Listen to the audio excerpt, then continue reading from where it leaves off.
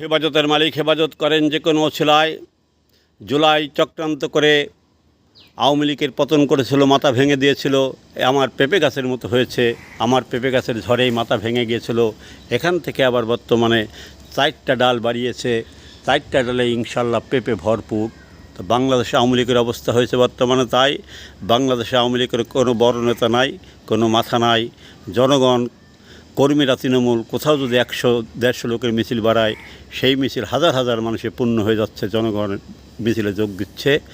ইনশাল্লাহ যারা জুলাই চক্রান্ত করে আওয়ামী লীগের মাথা ভেঙে দিয়েছিল, এখন বর্তমানে এই গুড়া থেকে যে ডাল বাড়িয়ে বেড়েছে, সারা বাংলাদেশে বেরোচ্ছে, এই ফলের ভারে যারা জুলাই চক্রান্ত করেছিল ইনশাল্লাহ তাদের এবার ঘাড় ভেঙে যাবে।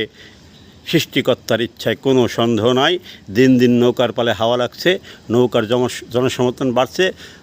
বাংলার মানুষ এখন দল মত নির্বিশেষে, সাধারণ মানুষ সবাই বলছে আমরা আবার শেখ হাসিনাকে চাই। শেখ হাসিনার জন্য ঘরে ঘরে সাধারণ মানুষ চোখের পানিতে এক দোয়া করছে। ইনশাল্লাহ শেখ হাসিনা ইনশাল্লাহ বাংলাদেশে আসবে। এই গাছের মাথা আবার ইনশাল্লাহ সচেত হবে, বাংলার মানুষের মুখে আবার হাসি ফুটবে। বর্তমানে যে ভাঙ্গা দেশ আবার ইনশাল্লাহ ঠিক হবে।